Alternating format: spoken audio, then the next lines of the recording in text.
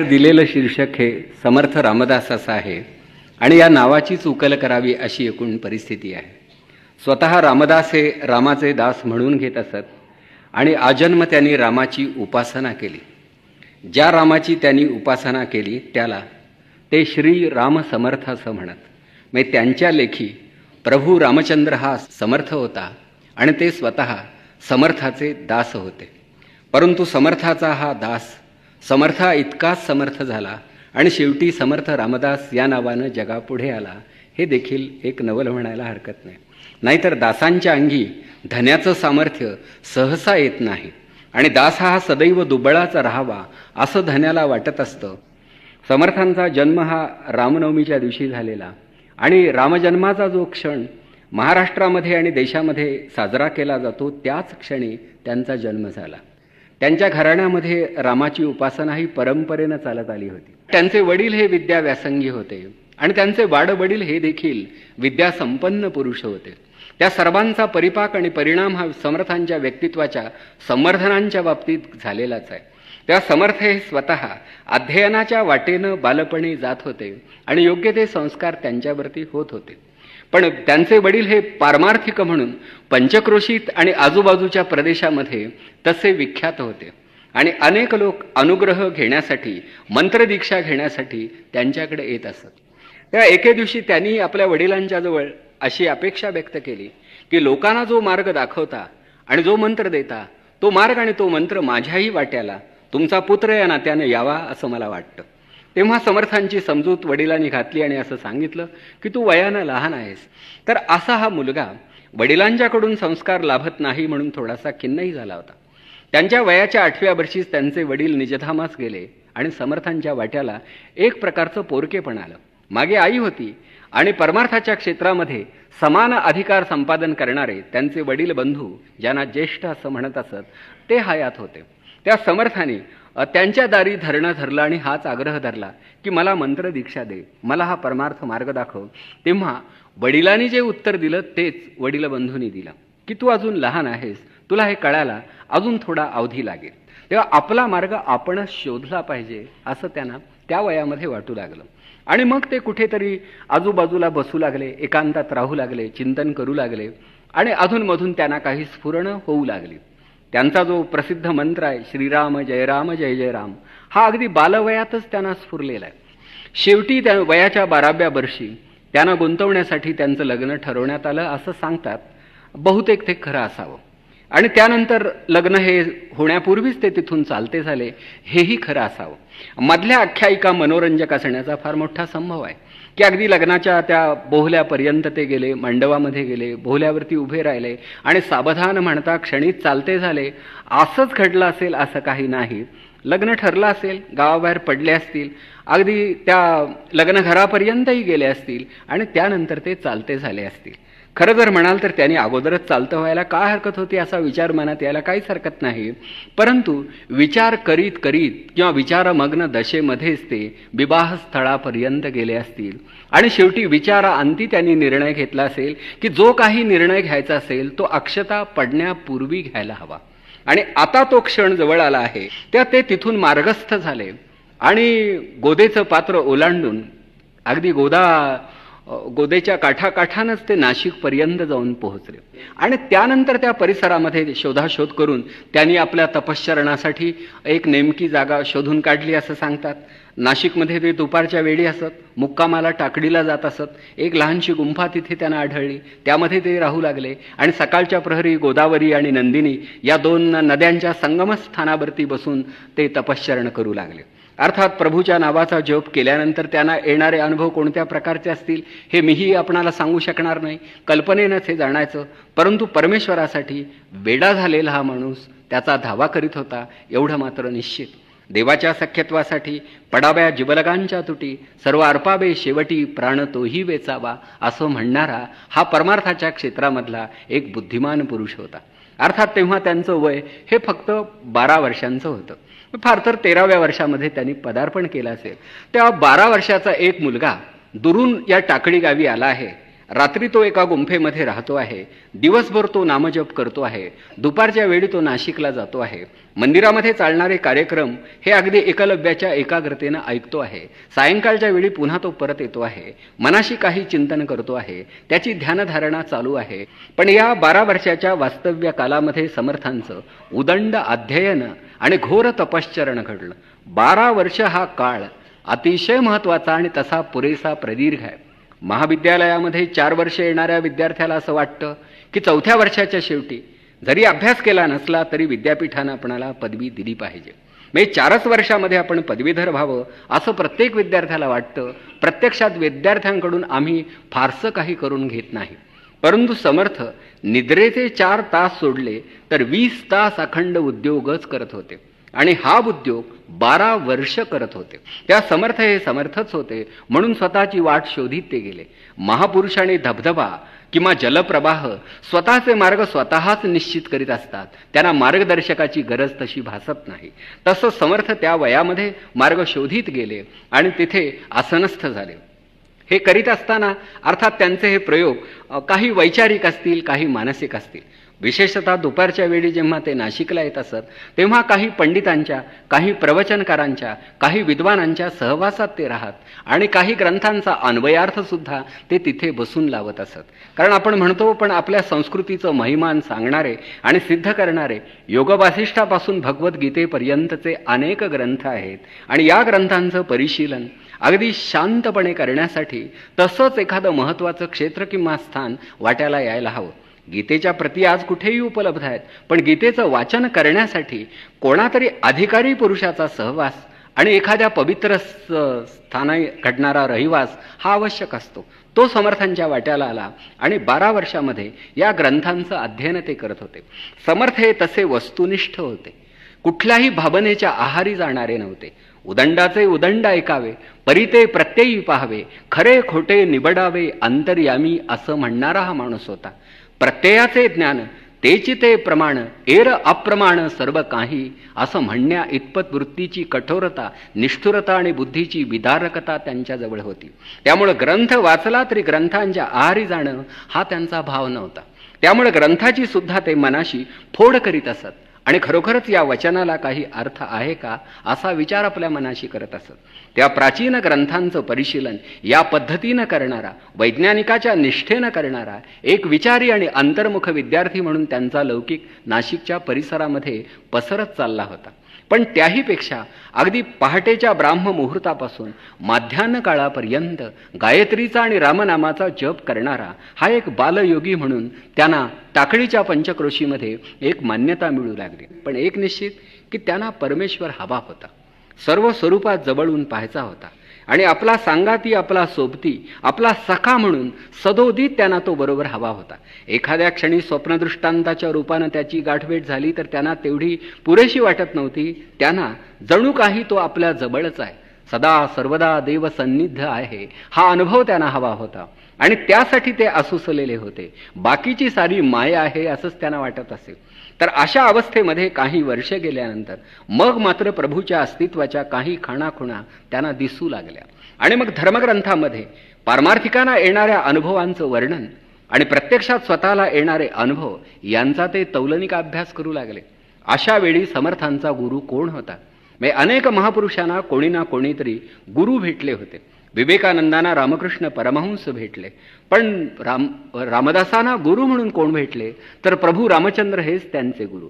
प्रत्यक्षामध्ये कोणीही असा नरदेहामध्ये मार्गदर्शन करणारा गुरु हा त्यांना भेटला नाही. समर्थ हे एका अर्थानं स्वयंभू होते.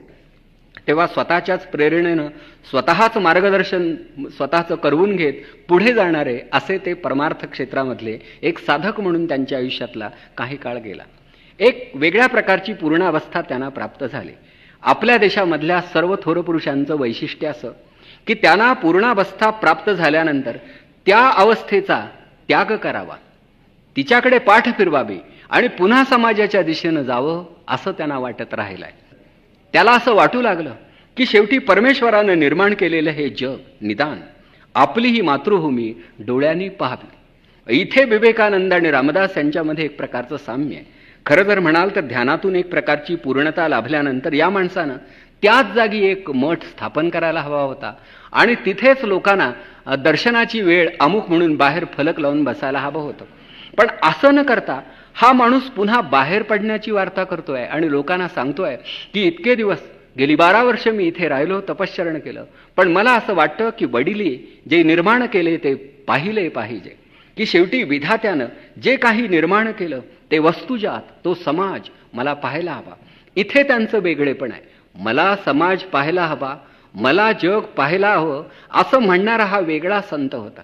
महाराष्ट्रामध्ये संत होते, त्यांच्या परीने ते श्रेष्ठच होते, परंतु लोकजीवनाचं किंवा समाजाचं अवलोकन करण्याची अनिवार्य तृष्णा बाळगणारा असा एक सामाजिक वृत्तीचा संत म्हणून समर्थांकडे आपणाला पाहावं लागेल. तेव्हा समर्थांचं जीवन हे तसं होतं आणि मग ते एखाद्या सरितेचं जीवन जगत असे फिरत राहिले. हे फिरणं देशाच्या एका टोकापासून दुसऱ्या टोकापर्यंत घडलेलं आहे. म्हणजे खरं जर म्हणाल तर त्यांना प्रथम अयोध्या पाहायची होती, कारण त्यांना प्रिय असणाऱ्या प्रभू रामचंद्राची ती नगरी होती. जिथे युद्ध नाही अशी अयोध्या त्यांना डोळ्यांनी पाहायची होती. तिथे काही काळ राहायचं होतं. हा त्यांच्या भावनेचाही भाग होता आणि त्याच वेळी समाज जीवनाच्या अभ्यासाचाही तो भाग होता. म्हणून ते पहिल्यांदा उत्तरेकडे वळले आणि जात असताना मात्र प्रत्येक क्षेत्री काही काळ ते थांबले. अर्थात क्षेत्रामध्ये थांबल्यानंतर त्यांच्यासारख्या महापुरुषाकडं भक्तभाविकांचं लक्ष जाणं हे स्वाभाविक होतं. समर्थ हे अनेक प्रांतामध्ये फिरलेले संत आहेत. मराठीतून अन्य प्रांतीयांशी बोलणं हे तेव्हाही त्यांना अशक्य वाटलं असेल. म्हणजे समर्थांच्या सारख्या बुद्धिमंताला एकापेक्षा अधिक भाषा ज्ञात असणं तेव्हा आवश्यक वाटलं असावं आणि मग त्या प्रांताच्या चालीरीतीही त्यांनी अभ्यासल्या असतील, केवळ भाषाच नव्हे. आणि ही सगळी भाषा आणि ही प्रांतरचना हे सारं पाहिल्यानंतर या देशाची संस्कृती इथून तिथून एक आहे हे त्यांच्या लक्षात आलं असलं पाहिजे. शेवटी राम कृष्ण हरी हे शब्द काश्मीरपासून कन्याकुमारीपर्यंत प्रत्येकाला समजू शकतात. आणि तुळशी वृंदावन ज्या अंगणामध्ये नाही असा हिंदू तेव्हा तरी सापडत नसे, दिसत नसे. आणि अशा स्थितीमध्ये जेव्हा ते दिल्ली भागामध्ये आले, श्रीनगरला ते गेले होते अशी नोंद आहे, तेव्हा तर्क करायला आणखी एक जागा आहे ती अशी की दिल्लीच्या बादशहाच्या आश्रयानं धर्मप्रचार करणारा फकीरांचा एक वर्ग होता आणि पहाटेच्या प्रहरी बांग देणारा, लवकर उठणारा, शुचिर्भूत जीवन जगणारा, स्वधर्माचा मोठ्या निष्ठेनं प्रचार आणि प्रसार करणारा धर्मनिष्ठांचा तो वर्ग त्यांनी पाहिला असेल. आणि तेव्हा त्या माणसानं आपल्या मनाशी अशी संकल्पना केली असेल की माझ्याही धर्माचा कोणीतरी प्रचारक हा या निष्ठेनं घराच्या बाहेर पडला पाहिजे आणि त्यासाठी धर्मप्रचारकांची एखादी संघटना, एखादा संप्रदाय उभा केला पाहिजे. हा कोणीतरी केला पाहिजे. केल्याने होत आहे रे, अन्य कोणी केलं नाही तरी हे काम मी करणार. हा मनोदय त्यांचा कदाचित त्या भागामध्ये आकाराला आला असेल. खरं या पद्धतीनं त्यांची चरित्र कोणी लिहिली नाहीत, परंतु या परिभ्रमणामुळे त्यांच्या जाणीवा कशा विस्तृत होत गेल्या, सखोल होत गेल्या याची आपणाला कल्पना येईल. आणि तिथे माझ्या दृष्टीनं रामदासी संप्रदायाचा जन्म जो झाला तो त्या दर्शनामुळे झाला. आणि मग त्यांना एक कसा एक हिंदू फकीरांचा वर्ग दिसू लागला की हा कोणीतरी वर्ग तयार केला पाहिजे आणि त्यानं समाज घडवला पाहिजे. हा विचार घेऊनच माणूस तो पुढे प्रवास करत होता. असं म्हणतात की शीख समाजामधले काही गुरुही त्यांना भेटले होते आणि त्यानंतर समर्थांनी केवळ त्यांच्या आग्रहास्तव मानस सरोवरापर्यंत प्रवास केला होता. तर मानस सरोवरानंतर मग पुढे ते असे अगदी सागर तीरावरून खाली रामेश्वरपर्यंत गेल्याच्या नोंदी आढळतात आणि रामेश्वरवरून मग पुढे कोल्हापूर, त्यानंतर पुढे चिपळूण अशा काही गावी ते गेले आहेत. म्हणजे समर्थांची यात्रा दीर्घकाळ चालली होती. या यात्रेमध्ये अनेक ठिकाणी ते थांबले होते आणि थांबत असताना अनेक सज्जनांच्या गाठीभेटी, अनेक पंडितांचा सहवास, अनेकांची चर्चा, कुठे प्रवचन, कुठे कीर्तन, कुठे धन्यती गायनी कळा तिचा प्रयोग, हे सगळं चाललं असलं पाहिजे. 12 वर्ष नुसतं फिरणं, राहत्या गावात आणि राहत्या पेठेत फिरणं सुद्धा अवघड आहे. उघड्या डोळ्यांनी 10 पावलं रोज टाकणं हे सुद्धा अवघड आहे. हा माणूस 12 वर्ष डोळ्यांनी फक्त जग पाहत होता आणि हे पाहत असताना त्याला काही समजत होतं, त्याच्या हे लक्षात येत होतं. एकतर स्वकीयांचं राज्य इथे कुठे दिसतच नाही, या प्रजेला तसा कोणी वाली उरला नाही अगदी कणसाला आलेलं पीक हे कोणीही खुडून नेतं. शेतकऱ्याच्या वाट्याला काय येईल हे सांगता येत नाही. व्यापारी सुद्धा तसे हवालदिल झालेले आहेत. उद्योगाच्या वाटा जवळजवळ बंदच झालेल्या आहे. लोकांचा धीर खचलेला आहे. कोणाच्याही मनात उभारी उरली नाही. जगण्यासारखं काही राहिलंच नाही. अत्यंत केविलवाणं जिणं या भारतीयांच्या वाट्याला आलेलं आहे. ही माणसं कलहप्रिय आहेत, संघर्षप्रिय आहेत, परंतु एकात्मतेच्या आसनावरून स्वतःच्या उत्कर्षाची विवंचना वाहणं त्यांना कधी जमणार नाही, जमत नाही, हे त्यांच्या लक्षात येत होतं. आणि हे लक्षात येत असताना एक समाज दर्शन सुद्धा त्यांच्या चित्तामध्ये कुठेतरी आकार घेत होतं. आणि अशा रीतीनं हे पुढे जाणं हे चालूच होतं. म्हणजे महापुरुषांना पुढे गेल्यानंतर इतरांपेक्षा थोडं अधिक दिसत असावं तसं समर्थांनाही दिसत होतं. आणि म्हणून या परिभ्रमण कालामध्ये त्यांच्या सामाजिक जाणीवांचं जणू परमेश्वरानंच संस्करण केलं की हे पहा, दिल्लीच्या आसपास जिथे बादशहाचं राज्य आहे तिथे त्यांच्या स्वकीयांची अवस्था पहा, आणि जिथे कोणीच कोणाला वाली नाही तिथे या महाराष्ट्राची दैना पहा. समर्थांचा जन्म हा 1608 सालचा, शिवछत्रपतींचा जन्म हा 1630 सालचा. म्हणजे समर्थ रामदास हे वयानं 22 वर्षानं मोठे होते. म्हणजे तेव्हा तरी निदान छत्रपतींच्या आधाराची तशी त्यांना गरज नव्हती, कारण ते उत्तरेकडे जाऊन पोहोचले होते. जो माणूस स्वतःच्या प्रेरणेनं स्वतःच्या घराबाहेर पडला आणि स्वतःचं तपश्चरण स्वतःच्या पद्धतीनं करीत राहिला आणि उभ्या देशाची यात्रा ज्यानं केली त्याला तशी अन्य संरक्षकाची गरजच भासत नव्हती.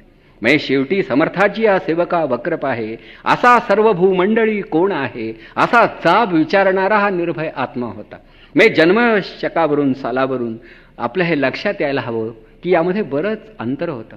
पण हे सगळं झाल्यानंतर मात्र या माणसाला असं वाटू लागलं की भारताचं समाज जीवन हे कोणीतरी वेगळ्या तऱ्हेनं घडवलं पाहिजे आणि हे घडवण्याचं कार्य बुद्धिपुरस्सर कुठेतरी सुरू झालं पाहिजे.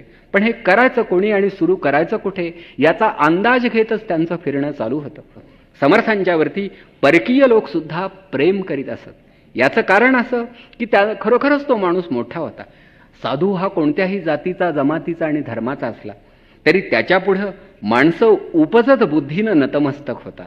आपण काही साधूची जात पाहत नाही आणि साधूला जात असतही नाही. फक्त साधू हा जातिवंत साधू असेल तरच त्याला जात नसते. नाहीतर काही दर्गे हे हिंदूंना सुद्धा प्रिय झाले ना.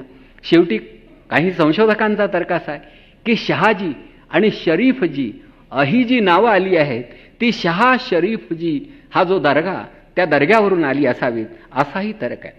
शेवटी देवस्थानं ही कोणाची असली तरी त्यांच्यावर प्रेम करण्या इतपत उदार मनस्कता या हिंदू धर्मानं या भूमीमधल्या आपल्या लेकरांना दिली आहे असं मला वाटतं.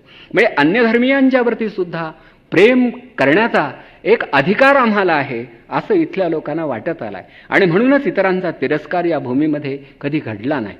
जे कोणी आले त्यांना येऊ दिलं गेलं आणि आल्यानंतर ते राहिले, नुसते राहिले नाहीत तर राज्यकर्ते झाले. ही मोठी अडचण होती. म्हणजे राहण्याला कोणाचा विरोध व्हावा असं काहीच नव्हतं, परंतु समर्थांना हे जाणवत होतं. भूतमात्रामध्ये परमेश्वर पाहणाऱ्या त्यांच्यासारख्या थोर पुरुषाला सुद्धा हे जाणवत होतं की या देशाची संस्कृती आणि इथल्या समाजाचा संसार उद्ध्वस्त होण्याची वेळ आलेली आहे. आणि हा जर बुद्धिपुरस्सर कोणी सावरला नाही तर शेवटी या अग्रतिकतेला अंतच राहणार नाही. आणि म्हणून बुद्धिपुरस्सर काहीतरी करावं या हेतूनं प्रेरित झालेले समर्थ फिरत फिरत फिरत अगदी दूरपर्यंत गेले आणि मग शेवटी पुन्हा एकदा आपल्या जन्मग्रामी गेले असं सांगतात. आणि जन्मग्रामी गेल्यानंतर आपल्या आईला ते भेटले. अर्थात काही गावकऱ्यांनी पैठण या गावी त्यांची भेट घेऊन घरचं सारं वर्तमान त्यांना सांगितलं होतं असं काही चरित्रकार सांगतात. समर्थ कीर्तनाला उभे होते. पैठण हे गाव होतं, त्याला तसा इतिहास होता. लोक अतिशय भाविक होते. समर्थ कमालीचे रंगले होते, श्रोते तन्मय झाले होते. पण समर्थांच्या त्या धिप्पाड आकृतीकडे पाहिल्यानंतर चांबया गावच्या कोणातरी माणसांना सहज आठवण आली की जर का ठोसरांचा नारायण आज हयात असता तर तो चेहरा हुबेहूब असा दिसला असता. कदाचित तोच तर नसेल ना असा संदेह आला. आणि ते प्रवचन संपल्यानंतर, कीर्तन संपल्यानंतर जरा पुढे जाऊन आग्रहपूर्वक त्यांना सांगितलं की जर तुम्ही ठोसरांचे चिरंजीव असाल तर आपली माता आपली प्रतीक्षा करते आहे हे आम्ही आपणाला सांगतो. तुम्हाला आमच्या गावी यावं लागेल, तुमच्या गावी यावं लागेल, तुमच्या घरी जावं लागेल हे समर्थांना त्यांनी सांगितलं. ही शक्यता आहे. पुढे समर्थ मात्र आईच्या ओढीनं गेले. आता या माणसाला स्वतःच्या आईविषयी बरंच काही वाटत होतं. जेव्हा आईला समर्थ भेटले असतील तेव्हा खरोखरच त्या दोघांना काय वाटलं असेल याची कल्पना करणं सुद्धा अतिशय अवघड आहे. एक तर आपला मुलगा, ज्याचा धावा करून आपली नजर आपण गमावून बसलो. आसुबं ढाळून ढाळून डोळे अधू झाले. नारायणाची वाट पाहिली पाहिली, चेहरा सुकला, म्हातारी वाकली, पण नारायण काही दिसत नाही. दिसण्याची शक्यता नाही. येईल कधीतरी असं आईला वाटत होतं. आई वाट पाहत होती. गावोगावी सगळ्या सोयऱ्यांना सांगावा धाडत होती, असला नारायण, रुसला नारायण, बसला नारायण, असला कुठे तर आणा त्याला इकडे, मला तो हवाय. पण नारायण काही येत नव्हता. नारायणाच्या नावाचा जप मात्र नारायणाच्या घरात चालू होता. शेवटी नारायणाचं नाव पुत्रामुळे उच्चारलं जात आहे यामध्ये कदाचित त्या दुःखी वृद्धीला एक प्रकारचा आनंदही झाला असेल. पण जेव्हा समर्थ स्वतःच्या जन्मग्रामी आणि अगदी स्वतःच्या घरामध्ये गेले, तेव्हा अंगणामध्ये प्रवेश केल्यानंतर त्यांना प्रिय असणाऱ्या प्रभूच्या नावाची गर्जना त्यांनी केली, जय जय रघुवीर समर्थ. ओंजळभर धान्य घेऊन त्यांची वहिनी पुढे गेली आणि समर्थांच्या लक्षात आलं की वहिनीने आपणाला ओळखलं नाही. तेव्हा ते सहज म्हणून गेले, म्हणे की मी केवळ ही भिक्षा घेऊन संतुष्ट होणारा नाही, मी मुळात परघरचा नाही, इथलाच आहे. म्हणून ते आत गेले. एवढ्यात आईला चाहूल लागली. आवाज ओळखीचा वाटला. आईचं अंतःकरण हे मुलापुरतं तरी अतिशय संवेदनक्षम असतं. म्हणजे आकाशवाणी केंद्रासारखंच त्याचं काम चालू असतं की आपला मुलगा कुठे आहे, कुठून बोलतो आहे हे आईला कळतं. तसं समर्थांच्या आईला चाहूल लागली आणि ती अशी उभी राहिली. एवढ्यातच समर्थ येऊन भिडले. आईच्या एवढंच लक्षात आलं की पोराचा देह कवेमध्ये मावत नाही. लहानपणी मांडीवरती खेळणारा नारायण आता पर्वतासारखा वाटतो आहे, धिप्पाड झालेला आहे. आईला बरंही वाटलं आणि वाईटही वाटलं. वाईट असं वाटलं की आपली नजर गेली आणि नारायणाला, आता नारायणाला पाहायचं कसं. काही चरित्रकार सांगतात आपण फक्त वाचायचं आणि पुढे जायचं की समर्थांनी प्रभू रामचंद्राचं स्मरण केलं, आईच्या नेत्राला स्पर्श केला, आईची गेलेली नजर परत आली. काय झालं माहीत नाही, पण कदाचित दुःख ओसरल्यामुळं, मानसिक समाधान मिळाल्यामुळं व्याधी निराकरण हे वैद्यकीय दृष्ट्या सुद्धा तसं शक्य आहे आणि त्यामुळे कदाचित गेलेली नजर परत आली असेल. पण नजर गेली होती आणि आली होती ही वस्तुस्थिती आहे. मग तोच सारा चातुर्मास त्यांनी जांभया गाबीच काढला. आणखी आईला काही महत्त्वाच्या गोष्टी त्यांनी सांगितल्या की आई, हे शरीर नश्वर आहे पण भूतमात्रात ईश्वर आहे, तसा तो सर्वत्रच आहे. प्रभूचे न्याय मला उमगलेले आहेत. तू तर आता वृद्ध झाली आहेस, तुला काही गोष्टी विश्वासपूर्वक सांगतो. आणि भागवतामधला तो 11 स्कंध तो त्यांनी नीट समजावून दिला. आणि शेवटी आईची अशी एक पारमार्थिक तयारी करून ठेवली की प्रसंगी पहिलं तीर दिसू लागल्यावर या जगाचा निरोप घेताना थोडीसुद्धा भीती वाटू नये. शंकराचार्यांनी सुद्धा स्वतःच्या मातेच्या बाबतीत असा काही प्रयत्न केला होता असं त्यांचे चरित्रकार सांगतात. तर तो चातुर्मास संपल्यानंतर ते आईला म्हणाले की तुझ्यासाठी मी इथे थांबलो, तुला सांगायचं ते सांगितलं, आता मला गेलं पाहिजे. मलाही परमेश्वराची हाक ऐकू येते आहे. माझं म्हणून काही नियोजित कार्य आहे, नियतीनं ते ठरवलं आहे, मला ते कार्यच हाक मारता आहे, मला गेलं पाहिजे. या 4 महिन्यामध्ये समर्थांनी आपल्या प्रवासाचा वृत्तांत आईला सांगितला. आपण केलेलं तपश्चरण, आपल्याला आलेले अनुभव आई कौतुकानं ऐकत होती. तासनतास मी कधी कधी पाण्यात उभा राहत असे, अंगाला खेकडे येऊन चावत असत. कधी पळून जावं असं वाटत असे, पण आई मी तसाच उभा राहत होतो. कारण काठावरती गेल्यानंतर पुन्हा गावकरी यायचे, वेळ घ्यायचे, एकाग्रता भंग पावायची. म्हणून पाण्यात जाणं बरं असं काही वेळा वाटायचं. पाण्याच्या अंगी उद्धरण शक्ती असते, त्यामुळे उभं राहतानाही जरा हलकं फुलकं वाटत असे. आणि मूलाधार चक्राला गार पाण्याचा स्पर्श घडल्यानंतर कुंडलिनीला जागृती लवकर येते असं हठयोगावरच्या ग्रंथात मी वाचलं होतं. म्हणून मी काही वेळा मुद्दाम पाण्यामध्ये उभा राहत होतो. काही वेळा तसा अनुभव येतही होता. रात्री एखादं सूचक स्वप्नही पडत होतं. हे सारं मी करीत होतो. शेवटी हा चातुर्मास संपला आणि आपल्या कर्मभूमीच्या दिशेनं तिचा शोध घेत समर्थ निघाले. तेव्हा सारं गाव त्यांना निरोप देण्यासाठी अगदी पाणवठ्यापर्यंत असं निघालं होतं आणि तिथे थांबलंही होतं. आता आईला सोडून जावं लागणार, त्यांनाही ते जाणवत होतं. आणि विशेषतः आईला ते जास्त जाणवत होतं. कारण आता या वृद्धेला असं वाटत होतं की मुलानं जवळ राहावं. इतकी वर्ष तो दूर होता, आता तरी त्यानं जवळ राहावं. कारण 12 वर्ष नाशिक परिसरात आणि त्यापुढची 12 वर्ष देशभर फिरण्यात, 24 वर्ष या मुलाला मी वंचित होते, पारखी होते. आता निदान माझ्या जीवनाच्या अखेरच्या क्षणी तरी हे माझं पोर पर्वतासारखं झालेलं पोर आधार म्हणून तरी माझ्याजवळ राहावं असं आईला वाटत होतं. पण समर्थ म्हणू लागले की शेवटी हे देवकार्य आहे, हे देशकार्य आहे, मला आई गेलं पाहिजे. पण असू दे, मी कुठेही असलो तरी शेवटी एखाद्या स्मरणाच्या सूत्रानं मी तुझ्याशी सदोदित जोडलेला राहील, एवढं आश्वासन त्याने दिलं होतं. मग शेवटी आता जाणार पोर म्हटल्यानंतर एक काठी टेकीत चालणारी ही वृद्धा तिनं आशीर्वादासाठी आपला थरथरता हात वरती उचलला. माझ्या दृष्टीनं एखाद्या महाकाव्याचा विषय व्हावा असं महाराष्ट्राच्या इतिहासामधलं हे दृश्य होतं की लोककार्य करण्यासाठी, देशकार्य, धर्मकार्य, समाजकार्य करण्यासाठी उद्युक्त झालेला आपला मुलगा आपल्याला सोडून आता पुन्हा कदाचित न भेटण्याच्या तयारीनं जात असताना डोळे भरून पाहणारी, पाणावलेल्या नजरेनं, एकटक नजरेनं त्याच्याकडे पाहणारी वृद्ध आई आपला हात वर जेव्हा करीत असते तेव्हा जगाचा इतिहास घडत असतो हे फक्त त्या इतिहासाला आणि इतिहासाच्या निर्मात्यांनाच कळत असतं, बाकीच्यांच्या हे ध्यानीसुद्धा येत नाही. तसं समर्थांच्याही बाबतीत झालं असेल. शेवटी समर्थ गेले. त्यांनाही भूमीचा शोध घ्यायचा होता. परत काही काळ नाशिकला जाऊन राहिले.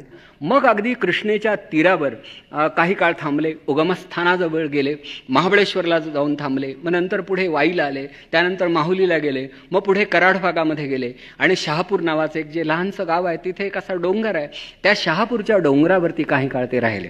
दिवसभर अशी भ्रमंती करायची, जरा अंदाज घ्यायचा, लोकांशी संपर्क साधायचा, लोक कुठे आहेत त्यांचं मनोगत जाणायचं आणि मग शेवटी आपल्या मनातला एखादा विचार लोकांना सांगायचा. असं करीत बराच काळ गेला. अगदी कोल्हापूरपर्यंत गेले, मिरजेला गेले. वीणाबाईंची आणि समर्थांची गाठभेट ही मिरजेला झाली आहे. तर समर्थांना त्यांना भेटलेला शिष्यवर्ग हा असा इतरत्रही भेटत होता. तर शहापूर परिसरामध्ये राहिल्यानंतर समर्थांना असं वाटलं की ज्या लोकांचं कल्याण व्हावं असं आपणाला वाटतं त्या लोकांना जागं करणं तरी आवश्यक आहे, संघटित करणं आवश्यक आहे, त्यांना काही सांगणं आवश्यक आहे, त्यांच्या अज्ञानाचं निर्मूलन, निराकरण करणं आवश्यक आहे आणि त्याच्यासाठी संस्थात्मक पातळीवरती काहीतरी प्रयोग करणं आवश्यक आहे. आणि हा प्रयोग कसा करायचा, कुठे करायचा याचा विचार चालू असताना ते मसूर या गावी येऊन थांबताहेत आणि तिथे त्यांनी रामजन्मोत्सव साजरा करायला प्रारंभ केलेला आहे. म्हणजे समर्थांनी महाराष्ट्रामध्ये हा रामनवमीचा उत्सव मोठ्या प्रमाणामध्ये साजरा करायला प्रारंभ केला आणि तो बुद्धिपुरस्सर केला. एकतर शिवछत्रपतींच्या कर्तृत्वाची चाहूल त्यांना लागली असावी. विशेषतः भोसल्यांच्या जहागिरीच्या जवळपासचा हा भाग आहे आणि कधीतरी इथूनच काही काटक मंडळी उठतील आणि खांद्यावरती निशाण घेऊन धावत सुटतील असं त्यांना दिसतही असावं. पण ते मसूरला थांबले आणि दरवर्षी उत्सव साजरा करू लागले. अर्थात रामाचा उत्सव साजरा करणं यामध्ये विशेष काय आहे, परंतु समर्थांनी शेवटी एक रामजन्मोत्सव साजरा केला. याच्या मागची कारणं सामाजिक होती, धार्मिक होती, सांस्कृतिक होती. फार पूर्वी असं होत असे की यवनांच्या धाडी पडत असत आणि देवघरामधले देव असे उधळून बाहेर टाकले जात असत, मूर्तींचा विध्वंस केला जात असे आणि मूर्तीवरून हा कुठल्या धर्माचा अनुयायी हे ओळखलं जात असे. आणि ज्या घरामध्ये बरं देवघर आहे तिथे धर्म स्थिरावला आहे म्हणून त्या घराला आग सुद्धा लावली जात असे. म्हणून शेवटी आम्ही कफल्लक आहोत, निष्कांचन आहोत असं शत्रूला भासवण्यासाठी स्वतःच्या देवघरामधल्या मूर्ती उचलून नदीच्या डोहामध्ये टाकण्याची त्या काळची भित्र्या लोकांची प्रथा होती. या देशामधल्या बहुसंख्य नागरिकांनी आणि मुख्यत्वे करून हिंदूंनी आपले सारे देव उचलून खाली टाकले होते. अर्थात तेव्हा देवपूजेला काही अर्थ होता, कारण उपासने इतपत उसंतही होती आणि माणसं नाही म्हटलं तरी उपासनेच्या मार्गानं जाणारी होती. आज खरोखर देवावरती माणसाने आपलं फारसं काही अवलंबून ठेवलं नाही, कशावरच आणि काहीच अवलंबून नसल्यामुळं देवावरती तरी काय अवलंबून ठेवायचं हा गंभीर प्रश्न आहे. त्या काळी मात्र जीवनाचा अर्थच मुळात हे जीवन ज्यानं दिलं त्या जगन्नियंत्यावरतीच अवलंबून आहे असं भाविकांना वाटत असे आणि म्हणून देवपूजा घराघरामध्ये केली जात असे. पण ही पूजा सुद्धा शेवटी अशी डोळ्यादेखत न पाहणारी काही करंटी माणसं होती. अन्यधर्मीय जरी असली तरी त्यांना सुद्धा देवाचं महत्त्व आणि महात्म्य कळायला हवं होतं. पण मूर्तीमध्ये देव असू शकत नाही, मूर्ती हा प्रकार आम्ही मानतच नाही, मूर्ती भंजन ही आमच्या धर्माची आज्ञा आहे. म्हणून मूर्ती कोणीही कोणासाठी तयार केली असली तरी मूर्ती आणि मंदिर यांचा विध्वंस हाच आमचा धर्म असं म्हणणारी काही वेडी खुडी आतताई माणसं होती. आणि त्यांनी असा चमत्कारिक धाक निर्माण केला होता की शेवटी मूर्ती पूजकांना आणि भक्तांना मूर्तीसमोर बसणं सुद्धा अशक्य झालं होतं. अशा परिस्थितीत आणि अशा एकूण पार्श्वभूमीवरती रामजन्मोत्सव साजरा करणं हे काम अवघड होतं, हे आपण मान्य कराल. हा रामजन्मोत्सव साजरा केला याचं कारण रावणाच्या बंदिशाळेमधल्या देवांना मुक्त करणारा, राम हा देवांचा देव आहे, देवांना बंधमुक्त करणारा त्यांचा नेता आहे. आणि म्हणून या रामाचं स्मरण वनवास काळामध्ये पुन्हा एकदा नवं राज्य, नवं स्वराज्य किंवा रामराज्य निर्माण करण्यासाठी उपयोगी पडेल या भावनेतून कदाचित त्यांनी हे केलं असावं.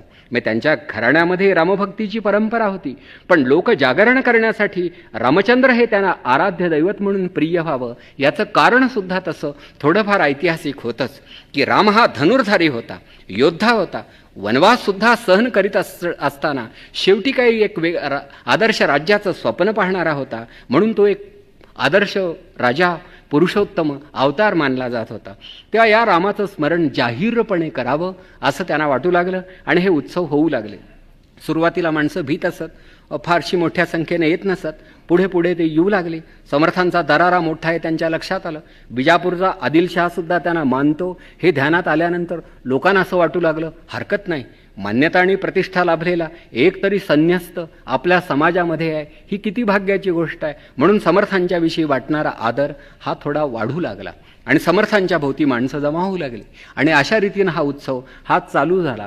त्या उत्सवामध्ये समर्थांची प्रवचनं होत होती, कीर्तनं होत होती, कदाचित भाषणं सुद्धा झाली असतील आणि लोकांना त्यांनी सांगितलं असेल की शेवटी आता तुम्हाला तुमच्या दैवतांचंही विस्मरण होणार असेल तर जगता कशाला. म्हणजे जगण्याला काही अर्थ असल्याशिवाय जगण्यामध्ये स्वारस्य नाही. म्हणून जीवनाचा अर्थ शोधणाऱ्या तुमच्यासारख्या विचारी माणसांनी आपल्या दैवतांचा तरी शोध घेतला पाहिजे. देव मस्तकी धरावा, अबघा हलकल्लोळ करावा, हा मंत्र महाराष्ट्राला समर्थांनी दिला. समर्थांनी एक वेगळ्या प्रकारचा सत्याग्रह गांधींच्या अगोदर या महाराष्ट्रात सुरू केला. नदीच्या तळाशी पडलेले आपापले देव शोधून काढा, उजळ माथ्यानं मिरवा. ज्याला आपली दैवतं मिरवता येत नाही त्याला जगण्याचा अधिकार नाही. म्हणून वाडवडिलांनी आमच्या देवघरामध्ये आणून ठेवलेली आमची प्रिय आणि पूज्य दैवतं ही तरी आमच्या समोर निर्भयतेनं आम्हाला ठेवता यावीत. अशीही परिस्थिती नसेल तर जगण्यात अर्थ नाही. म्हणून ही एक अस्मिता, हा एक भाव समर्थांनी महाराष्ट्रामध्ये निर्माण केला. हा त्यांचा वेगळेपणा. आणि हे कार्य करीत असताना त्यांना असं वाटू लागलं की वर्षातून एकदा रामनवमी येणार आणि तेव्हाच फार तर एखादा सप्ताह आपण साजरा करणार. नित्य उपासनेचं काय आणि त्याच्यासाठी लोकजीवनाचं संस्करण करण्याची एखादी पद्धती कोणी शोधून काढू शकेल काय, हा विचार करीत असताना त्यांना असं वाटू लागलं की रामाचा भक्त आणि सामर्थ्याचं अधिष्ठान या जगाला पुरवणारा हनुमंत हे एक आराध्य दैवत भारतीयांच्या जीवनात यावं. आणि म्हणून त्यांनी गावोगावी मारुतीची मंदिरं बांधायला सुरुवात केली. लीलया द्रोणागिरी असा पेळणारा हा सामर्थ्यवंतांचा राजा हनुमंत हा रामाचा भक्त होता आणि गावाच्या सीमेवरती मारुतीचं मंदिर असलं म्हणजे युवक त्या दिशेनं जातील, व्यायामशाळा काढतील, तिथे काहीतरी करतील असं त्यांना वाटत होतं. आणि म्हणून मग त्यांनी महाराष्ट्रामध्ये अनेक ठिकाणी त्यांचे 11 मारुती प्रसिद्ध आहेत, पण भारतामध्ये समर्थांनी बांधलेल्या मला वाटतं या मारुतीच्या मंदिरांची संख्या कदाचित 500पेक्षा अधिक असण्याचा संभव आहे. जातील त्या गावी मारुती, का तर तो सगळ्यांना समजत होता. ही आनंदाची गोष्ट. काही दिवसानं कदाचित आपली मुलं विचारतील की हा कोण, कोणाचा नातेवाईक होता का, कोण वगैरे. तर अशी परिस्थिती आज आढळते. परंतु तेव्हा मात्र रामकृष्ण आणखी हनुमंत या दैवतांची थोडीफार कल्पना तरी भारतीयांना होती. तर हे सगळं घडत असताना समर्थांना असं वाटलं की एक स्थायी स्वरूपाची संस्था आणि एक संस्कार पीठ स्थापन करणं आवश्यक आहे. आणि म्हणून जागेचा शोध घेत घेत भोवती डोंगराचा फेर असणारं चाफळ हे गाव त्यांनी शोधून काढलं. आता उभ्या भारताची यात्रा करणारा, अगदी गंगेच्या तीरापासून रामेश्वरापर्यंत संचार करणारा हा माणूस चाफळ या गावी जाऊन स्थिरावतो आहे, याला काही अर्थ असला पाहिजे. तसं जर म्हणाल तर चाफळला जाण्यासारखं काय त्या गावामध्ये आहे. पण तरीही त्या चाफळखोऱ्यामध्ये समर्थ गेले याचं कारण असं की डोंगरांचा वेढा आहे आणि निसर्ग मोठा रम्य आहे आणि इथे जर आपण काही करू शकलो तर कदाचित आपणाला यश येईल. आणि शिवाजी महाराज, शहाजीराजे, अन्य मराठे सरदार यांचं कर्तृत्व इथेच फुलून येणार आहे. तेव्हा आपण आपल्या कार्याची मुहूर्तमेढ रोवावी असं त्यांना वाटलं आणि ते तिथे जाऊन श्रीराम मंदिर बांधण्याचा आपला मनोदय गावकऱ्यांच्या जवळ त्यांनी व्यक्त केला.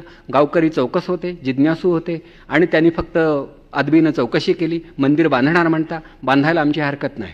त्या समर्थांनी त्यांना विचारलं की या गावामध्ये अशी एखादी जागा तुम्ही मला देऊ शकाल का की जिथे मंदिर बांधायला हरकत नाही.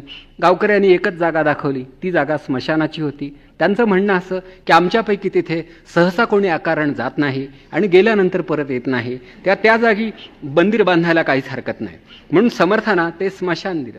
आता इथेही समर्थांची निर्भयता दिसते. एखादा सामान्य माणूस असता तर म्हणाला असता स्मशानामध्ये आवेडी जाणं, त्यातून थांबणं, त्यातून पाया खोदणं, त्यातून मंदिर बांधणं शक्य नाही. ही भूतं जर मागे लागली तर करायचं काय? त्याच्यापेक्षा गाव सोडणं अधिक चांगलं. पण या माणसानं शेंदूर भासलेले अनेक दगड अलगदपणे उचलले आणि नदीच्या डोहात लोकांच्या समोर टाकले की ह्या शेंद्री दैवतांच्या अंगात तशी कसलीही शक्ती नाही. असे दगड फेकले म्हणजे भक्ताला इजा होत नाही. मी हे सुद्धा एका अर्थानं मूर्तिभंजनच होतं, अंधश्रद्धावरती केलेला प्रहारच होता. मी केवळ इस्लामच्या उपासकांनीच मूर्तिभंजन केलं असं नाही, समर्थांनी वेगळ्या अर्थानं केलं की असली ही दैवतं तुम्हाला काही देऊ शकणार नाहीत, सावरू शकणार नाहीत, म्हणून कुंभार डोहामध्ये ती फेकण्याचा उद्योग त्यांनी मोठ्या मनोभावे केला. शेवटी त्यांनी एक म्हसोबा जो ठेवलाय तो आजही चाफळला पाहायला मिळतो की असू द्या तुम्हा सर्वांचा प्रतिनिधी, शेवटी प्रतिनिधी हा म्हसोबासारखाच असला पाहिजे. आणि मग स्वतःच्या प्रयत्नांनी मंदिराच्या बांधकामाला प्रारंभ केला आणि श्रमदानानं वास्तू बांधावी तसं चाफळचं ते मंदिर हे समर्थांनी युवकांच्या साहाय्यानं उभं केलं. हे बांधकाम जेव्हा अगदी शेवटी पूर्णावस्थेला जाऊन पोहोचलं, शिखरापर्यंत मंदिर गेलं, तेव्हा समर्थांना कोणीतरी विचारलं की इथे कुठल्या मूर्तीची प्राणप्रतिष्ठा होणार? तेव्हा समर्थ म्हणाले प्रभू रामचंद्राची. ते मंदिर बांधून झालं आणि मग त्या मंदिरामध्ये असणारी जी रामाची मूर्ती आहे ती अंगापूरच्या डोहामध्ये समर्थांना सापडली असं सांगतात. कोणीतरी सांगितलं असेल की अंगापूरच्या डोहात बऱ्याच मूर्ती लोकांनी टाकलेल्या आहेत, बुडवलेल्या आहेत आणि समर्थांना सहज असं वाटलं असेल जिज्ञासेनं मारावी बुडी उत्तम पोहत असत. गेले तळाशी, आणली एक मूर्ती होती ती रामाची, ती त्यांना आवडली आणि ती मूर्ती तिथे स्थापन करण्यात आली आहे. आणि मग तेव्हापासून हे चाफळ या नावाचं संस्कारपीठ महाराष्ट्राच्या इतिहासामध्ये एक महत्त्वाचं कार्य करू लागलं. गावोगावचे लोक दर्शनासाठी येत होते, समर्थ चौकशी करत होते. तुमच्या घरामध्ये वयानं लहान असणारी मुलं किती आहेत? तुमची नातवंड किती आहेत? तुम्ही रामाचं दर्शन घेतलं? फारच छान. तुमची मुलं तुम्ही मला देऊ शकाल का? मला जरा त्यांना शिकवायचं आहे, मला त्यांना इथेच वाढवायचं आहे, मला त्यांना इथेच घडवायचं आहे, मला मुलं हवी आहेत, मला मुलं हवी आहेत. तुमच्याकडे मुलं आहेत का? मी ही मागणी समर्थांनी केली. खरं जर म्हणाल तर आज जर आपल्याला कोणी विचारलं की तुमच्याकडे मुलं आहेत का, आम्ही म्हणू ही घेऊन जा. कळलं का? म्हणजे सगळी पाहिजे असल्यास देतो, कारण आम्ही त्यांना कंटाळलो आहोत. परंतु समर्थांना असं वाटलं की शेवटी मोठ्या लोकांना काही शिकवता येत नाही, शिकण्याच्या अवस्थेत आणि वयात ते असतच नाहीत. त्या जर शिकवायचंच असेल तर साधारण पोरवयाच्या मंडळींना शिकवायला हवं. आणि म्हणून त्यांनी या प्रकारचं आवाहन काही पालकांना, समाजामधल्या काही कर्त्या लोकांना केलं. आता इथे एक गोष्ट निर्विवादपणे घडली ती अशी की समर्थांच्या त्या संस्कार केंद्रामध्ये येणारी बहुसंख्य मुलं ही ब्राह्मण कुटुंबातून आलेली होती. त्या काळी सुविद्य असणारा वर्ग हा ब्राह्मणांचाच होता आणि ब्राह्मण्य रक्षावे अति आदरे अशी समर्थांची भावना होती. वर्णाश्रम व्यवस्था समाजभर रूढ झालेली होती आणि एकदम तिच्यात बदल करण्या इतपत ऐपत ही कुठल्याही संतात नव्हती आणि त्यांना तशी त्या काळी गरज वाटत नव्हती. पहिल्यांदा हिंदू समाज हा हिंदू समाज म्हणून जागेवरती राहावा, त्यानंतर त्याचं शुद्धीकरण काही करायचं असेल तर ते नंतर करता येईल. पण आहे ही समाजाची घडी, ही तरी निदान उद्ध्वस्त होऊ न देता तशी सांभाळली पाहिजे असं त्यांना वाटत असेल. आणि म्हणून शेवटी की साधारण जाणत्या कुटुंबातून काही मुलं तिथे आली आणि समर्थांनी त्यांना महंत म्हणून तयार केलं. आता यामध्ये काही समर्थांच्या हातून घोर अपराध घडला असं मला वाटत नाही. म्हणजे त्यांनी फक्त ब्राह्मणांचाच कैवार घेतला असं जे म्हटलं जातं हा त्यांच्यावरती अन्याय आहे. कारण त्या काळामध्ये शिकण्याची तयारी असणारा वर्ग तेवढाच एक होता, म्हणजे बाकीच्यांचा शिक्षणाशी संबंध आला नव्हता. आणि समर्थाने क्षत्रियांना सुद्धा क्षात्रधर्मासाठी आवाहन केलंच होतं. दासबोधामध्ये क्षात्रधर्माचं विवेचन केलं आहे, परचक्र निरूपणाचं विवेचन केलं आहे. म्हणजे समर्थांना क्षत्रिय हे सुद्धा तेवढेच प्रिय होते. अन्य दोन वर्ण हे तितके समर्थ नसावेत किंवा त्या क्षणी त्यांची गरज त्यांना भासली नसावी, ही त्यांच्या कार्याची काळानंच घालून दिलेली मर्यादा मानावी लागेल. त्यासाठी मला वाटतं त्यांना दूषण देता येणार नाही. पण काही लोकांना असं वाटतं की समर्थांना बाकीचा समाज दिसला नाही, दलितांचे प्रश्न कळले नाहीत. हे प्रश्न अलीकडचे आहेत. खरं हे प्रश्न तेव्हा नव्हते. समर्थ तरी कसे सोडवणार?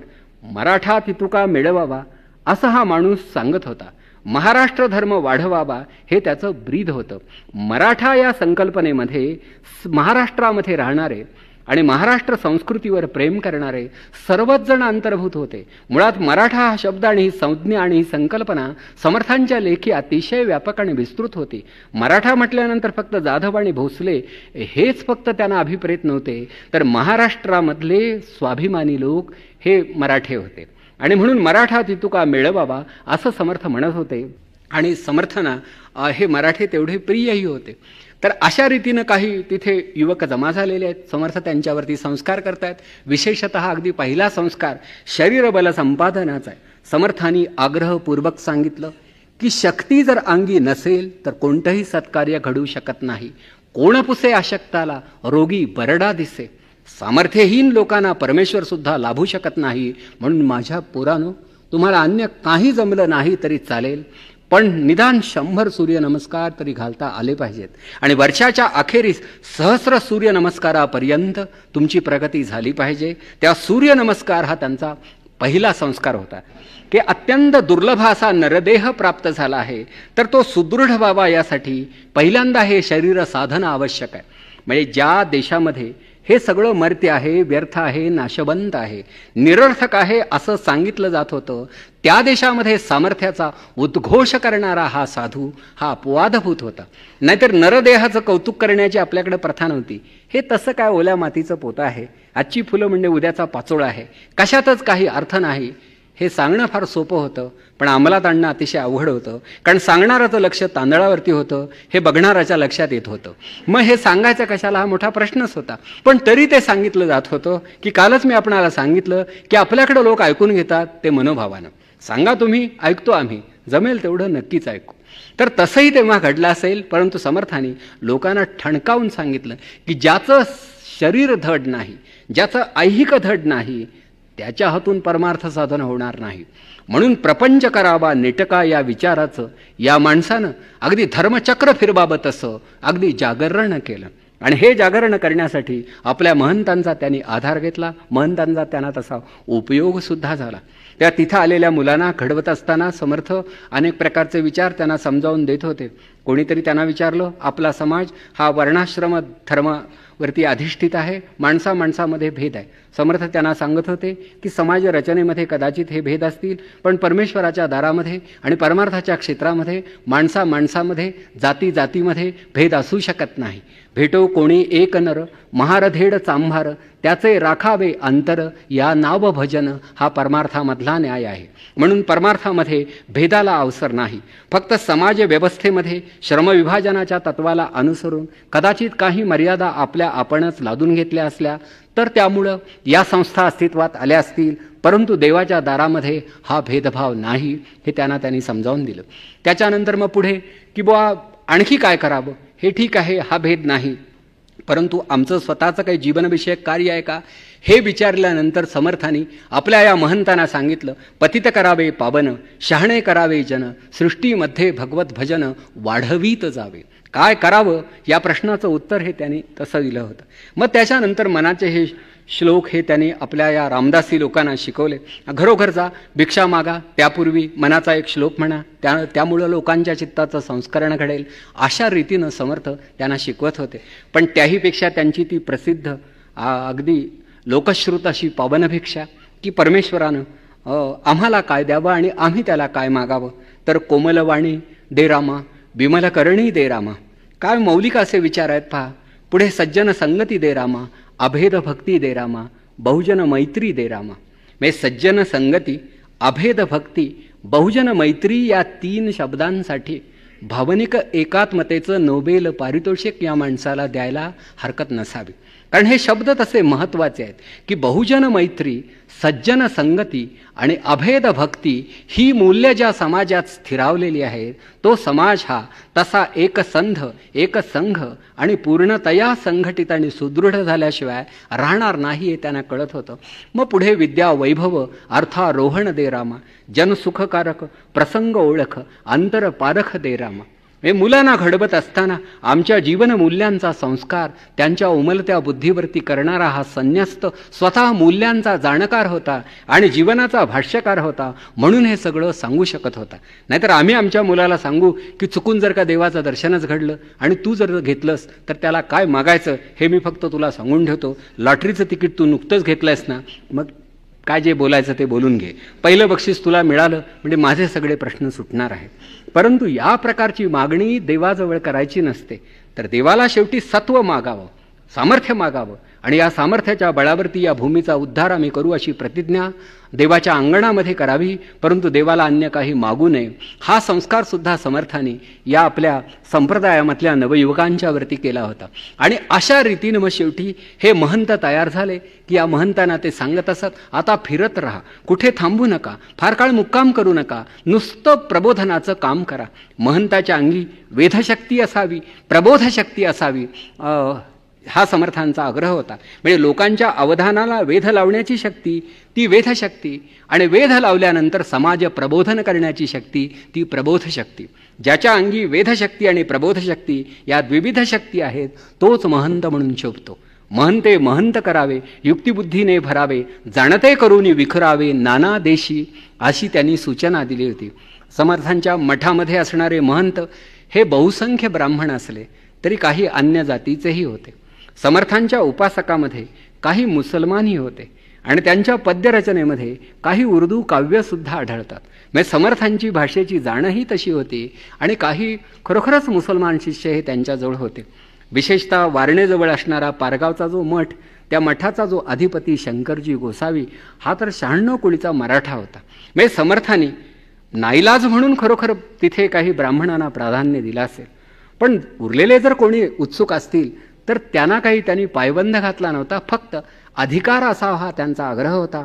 आणि तो अधिकार कशानं मिळतो तर विवेक आणि वैराग्य हेची जाणावे महद्भाग्य, हे समर्थ सांगत असत. तुमच्या अंगी विवेक नसेल, वैराग्य नसेल तर तुम्हाला महंत होण्याचा अधिकार नाही. त्यांना स्वतःला एक वेगळ्या प्रकारची प्रतिष्ठा लाभलेली होती, पण त्यांच्या शिष्यांना सुद्धा लाभली होती. आणि शेवटी देशभर या माणसांनी तसं जाळं विणलं होतं. पण महाराष्ट्रामध्ये मात्र जागोजाग मठ आणि मंदिरं बांधली होती आणि प्रजेचं संस्करण ते करत होते. समर्थांनी नेमकं काय केलं म्हणून विचारलं तर त्यावरती असं सांगण्यात येतं की स्वराज्याचं जे आंदोलन शिवछत्रपतींनी सुरू केलं होतं, या आंदोलनाला राजनैतिक तत्त्वज्ञानाचं अधिष्ठान समर्थांनी पुरवलं. शेवटी समर्थ आणि त्यांचे राजकारण इथे वादाला प्रारंभ होतो की समर्थांनी धर्मकारण केलं याविषयी दुमत नाही, पण राजकारण केलं का? पहिले ते हरुकथा निरूपण, दुसरे ते राजकारण, तिसरे ते सावधपण सर्वाविषयी, असं ते म्हणाले होते. पण त्यामध्ये राजकारण हा शब्द त्यांनी वापरला. तो राजकारण या अर्थानं नव्हे तर चातुर्य या अर्थानं, असं काही लोक म्हणतात. चातुर्य या अर्थाने वापरला याविषयी प्रश्नच नाही. आणि आज ज्याला राजकारण म्हणतात त्या अर्थानं समर्थांनी मुळीच राजकारण केलं नाही. म्हणजे हे मी आता पहिल्यांदा आपणाला सांगतो, हा सुद्धा एक शोधच आहे. कारण या अर्थानं राजकारण करायला समर्थ कशाला हवेत? हे कोणीही करू शकतं. देशाची आणि समाजाची बांधणी करण्यासाठी ज्या प्रकारचं समाजकारण करणं आवश्यक होतं त्या समाजकारणाला समर्थ राजकारण असं म्हणत असत. आणि तेव्हाचं धर्मकारण हे एका अर्थानं राजकारणच होतं. धर्म जगला तर समाज जगेल, धर्म वाचला तर समाज वाचेल, हे एक प्रकारचं समाजकारण आणि पर्यायानं राजकारणच होतं. आत्ताचं राजकारण हे थोडंसं वेगळं आहे. मुखवटे धारण करून या जगामध्ये परस्परांची फसवणूक करीत काळ काढणं याला राजकारण असं हल्ली म्हणतात. पण समर्थांचं राजकारण हे विधायक राजकारण होतं, दिशाविहीन राजकारण नव्हतं. मग आता इथे एक भाग येतो तो असा की समर्थ हे सारं करीत असताना शिवाजी महाराज काय करीत होते तर तेव्हा शिवाजी महाराजांचं कार्य हे तसं बहरत चाललं होतं. 74 साली त्यांना राज्याभिषेक झाला आणि समर्थ इथे तर अगदी चाफळ भागामध्ये आहेत. त्या समर्थांच्या अस्तित्वाची चाहूल शिवाजी महाराजांना प्रथम केव्हा लागली असावी? समर्थांचं धर्मकारण छत्रपतींच्या राजकारणाला निदान पूरक तरी झाला असावं का? याविषयी विचार केल्यास काही प्रश्नांची उत्तरं सहजी सापडू शकतात. ज्या अर्थी उभ्या भारताचा प्रवास केल्यानंतर समर्थ चाफळ खोऱ्यामध्येच येऊन थांबले, त्यार्थी त्यांच्या त्या थांबण्याला काहीतरी अर्थ असला पाहिजे. त्यानंतर हरिकथा निरूपणाबरोबरच राजकारण या शब्दाचा उच्चार जाणीवपूर्वक त्यांनी केला, त्यार्थी त्यांच्या मनामध्ये राजकारणाची कुठली ना कुठली तरी कल्पना असलीच पाहिजे. आणि शिवरायाचे 8वावे रूप, शिवरायाचा 8वावा प्रताप, शिवरायाचा 8वावा साक्षेप भूमंडळी असं संभाजीराजांना सांगणाऱ्या समर्थांना शिवाजी महाराज चांगले समजलेले होते. शिवरायाचे कैसे बोलणे, शिवरायाचे कैसे चालणे, शिवरायाचे सलगी देणे कैसे असे. म्हणजे शिवाजी महाराजांचं जीवन एवढ्या बारकाईनं अभ्यासणारा तो माणूस शिवाजी महाराजांना भेटला नसेल असं म्हणायला तशी जागा नाही. आणि ज्या शिवाजी महाराजांचं गुप्तहेर खातं, सुरतेमध्ये असणाऱ्या धनिकांच्या खजिन्यामध्ये रोकड किती आणि दागिने किती हे सांगू शकत होतं, त्याने इथे समर्थ रामदास या नावाचा धर्माचा कैवारी आणि रामाचा उपासक आहे हे सांगितलं नसेल, हे तसं संभवू शकत नाही. ही भेट केव्हाही झाली असली किंवा झाली नसली तरी त्या दोन महापुरुषांच्या योग्यतेला त्यामुळं तडा जाण्याचा थोडा सुद्धा संभव नाही. आणि समर्थांचं अस्तित्व, त्यांचं धर्म विवेचन, त्यांचं ग्रंथ निरूपण हे छत्रपतींच्या कार्याला पूरक ठरलं याविषयी सुद्धा शंका घ्यायला कुठे जागा नाही. कारण हे वाचत असताना लक्षात येतं, नाहीतर या साधूनं क्षात्रधर्माचं विवरण कशासाठी केलं होतं. जयाशी वाटे जीवाचे भय तेणे क्षात्रधर्म करू नये ही सूचना त्यानं देण्याचं काय कारण होतं. मारिता मारिता मरावे तेणे सद्गतीस पावावे हे सांगण्याचं काय कारण होतं.